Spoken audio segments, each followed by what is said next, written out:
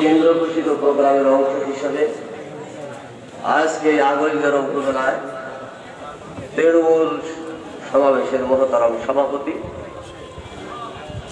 অত্র উপজেলার মাটি ও মানুষের নেতা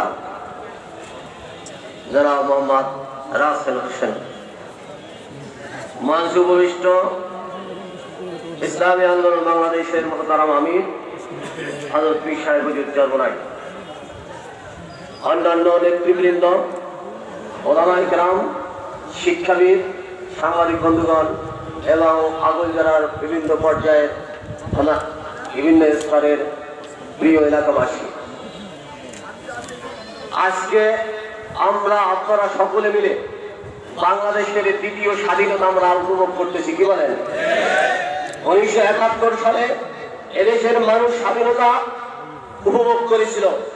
আবার 2024-এর 5ই আগস্ট এদেশের মানুষ সেই জায়গানুযায়ী শেখ হাসিনার কবর থেকে মুক্ত হয়ে স্বাধীনতা উদযাপন করছে।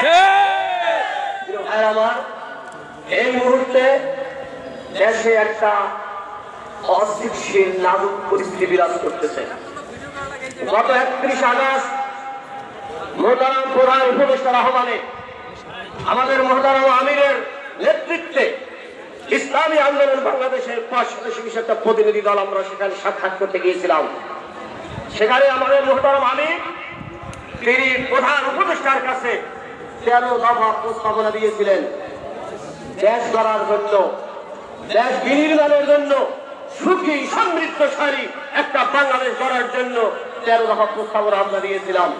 সেই 13 দফা প্রস্তাবনার ভিতরে অন্যতম হলো, যারা এই 24-এর স্বাধীনতা অর্জন করেছে, বাংলার রাজপথে বুকের তাজা রক্ত ফেলে দিয়ে এই স্বাধীনতা অর্জন করেছিল এবং এই শেখ হাসিনা সরকারকে বিদায় করেছিল, এই সমস্ত আবু সাহেব মুক্ত সহ 1000-এর উপরে যারা শহীদ হয়েছে, সেই সমস্ত শহীদ পরিবারকে ক্ষতিপূরণ সহ পুনর্বাসনের ব্যবস্থা করার প্রস্তাবনা দিয়েছিলাম। আমি আজকের এই বিশাল জনসভা থেকে জানতে চাই, আমাদের মোহতারাম আমির যে প্রস্তাবনা দিয়েছিলেন, সেই প্রস্তাবনার সাথে আজকের এই সমাবেশ আপনারা একমত পোষণ করতেছেন কিনা?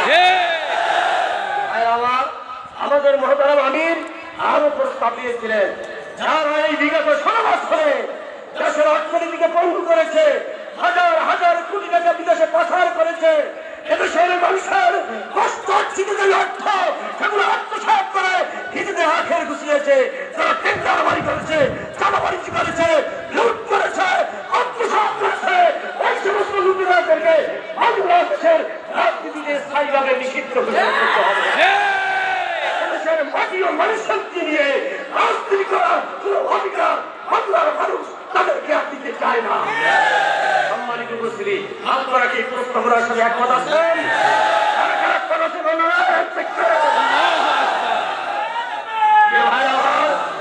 আমাদের মোহতারাম আমির তিনি আরো প্রস্তাব দিয়েছেন, যত এই 16 বছর এদেশের মানুষ ভোট দিতে পারে না, ভোটের স্বাধীনতা কেড়ে নেওয়া হয়েছিল, ভোটের স্বাধীনতা কেড়ে নেওয়া হয়েছিল, স্বাধীনতা কেড়ে নেওয়া হয়েছিল।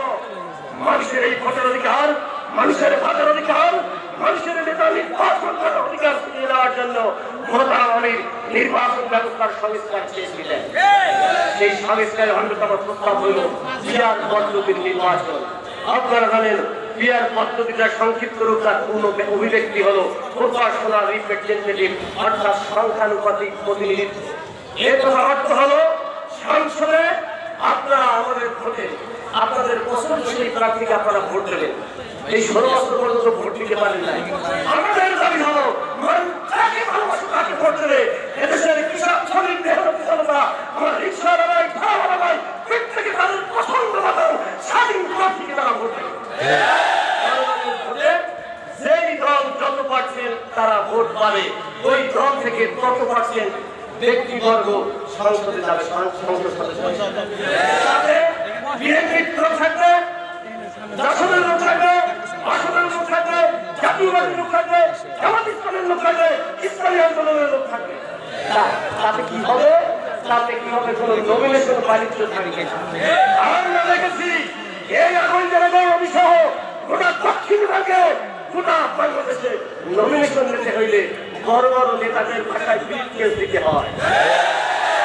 একটা নমিনেশন হলে 1 কোটি 2 কোটি এমনকি বড় বড় নমিনেশনের জন্য 100 কোটি টাকা পর্যন্ত দেওয়া লাগে। আমরা মাঝে মাঝে সাহেবের সাথে গল্প করি, তাদেরকে প্রশ্ন করি, ভাইজান আপনি 100 কোটি টাকা নমিনেশন আনতেই দিলেন, আপনি কেমন করবেন? বলতেছে ভাই চিন্তা করেন না, এটা তো আমার বিনিয়োগ, আমি বিনিয়োগ করছি, আমার বদলে যদি আমি এমপি হইতে পারি 5 বছরে আমি কয়েকশো কোটি টাকা কামাই করব।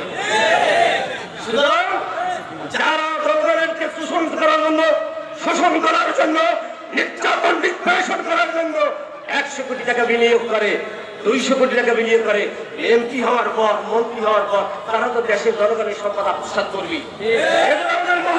প্রস্তাবনা দিয়েছেন কোন নমিনেশন বাণিজ্যের দরকার নাই, প্রার্থী থাকবে না, শুধুমাত্র মার্কা থাকবে, দলের নীতি আদর্শ থাকবে, জনগণ যেই দলকে ভালোবাসে, সেই নীতিকে ভালোবাসে, তাদেরকে ভোট দিবে।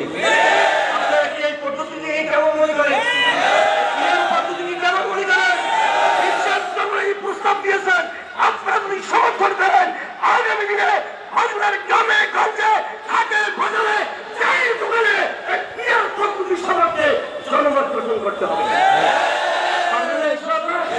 ইনশাআল্লাহ আমরা সবুজ বাংলা দেখেছি, সোনার বাংলা দেখেছি, নতুন বাংলা দেখেছি, একটা বাংলা শুধু দেখার বাকি আছে, সেটা হইল ইসলামের বাংলা। বিদ্যার বুদ্ধিজীবীদের সমন্বয়ে ইনশাআল্লাহ যে পার্লামেন্ট গঠিত হবে, সেটা হবে কোরআনের পার্লামেন্ট, ইসলামের পার্লামেন্ট, হয় দুঃখী মেহনতি মানুষের পার্লামেন্ট। নেতৃত্বে আমরা সকল ভাই ভাই, হিন্দু মুসলিম বৌদ্ধ খ্রিস্টান সকলে মিলে আমাদের এই সুন্দর বাংলাদেশকে আমরা গড়ে তুলবো। আসুন তাদের কাজ নিয়ে হিন্দু বৌদ্ধ খ্রিস্টানরা ভাই ভাই মিলে আমাদের সুন্দর বাংলাদেশকে আমরা গড়ে তুলি। কোন লোকেরা উচ্চারণ কোন মুখ করে এই বাংলায় হবে না। ইনশাআল্লাহ বিশ্বাস করুন, হাতকে শক্তিশালী করুন, হাত পাখাকে শক্তিশালী করুন, সুখী থাকবেন, সমৃদ্ধ থাকবেন। আমরাও চাই সুখী সমৃদ্ধ বাংলাদেশ গড়তে। আল্লাহ পাক আমাদেরকে সুখী সমৃদ্ধশালী সন্ত্রাস মুক্ত বাংলাদেশ গড়ার তৌফিক দান করুন। আসসালামু আলাইকুম ওয়া রাহমাতুল্লাহি ওয়া বারাকাতুহু।